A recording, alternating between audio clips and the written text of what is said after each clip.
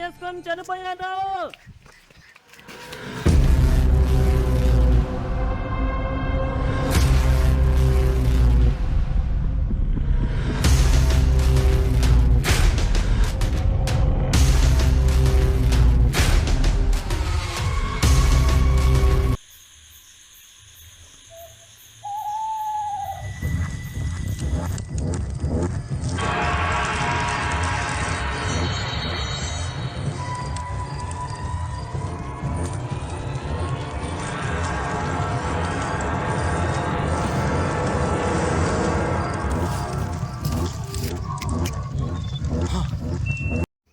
ఊరి మీద సూత్రప్రయోగం జరిగింది.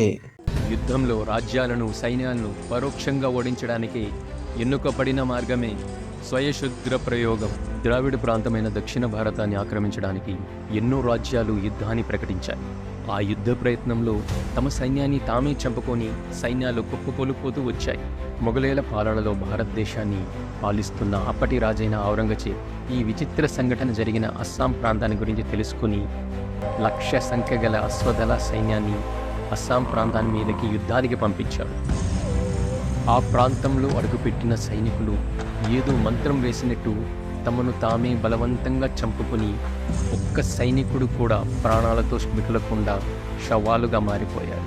ఈ విచిత్ర సంఘటనకి కారణం శత్రు పూజలకి పురుడు పోసిన అసామీలు శత్రువులను పరోక్షంగా ఓడించి తమను తాము రక్షించుకోవడానికి ఏర్పాటు చేసుకోబడినదే స్వయశుద్ర ప్రయోగం అని వెలుగులోకి వచ్చింది. అప్పటి నుండి పలుచోట్ల రాజ్య రక్షణ కోసం వజ్రవైడూర్య, మణిమాణిక్య, సిరి సంపదల కోసం అనేక రకాలుగా స్వయశుద్రాన్ని ప్రయోగించడం మొదలుపెట్టారు.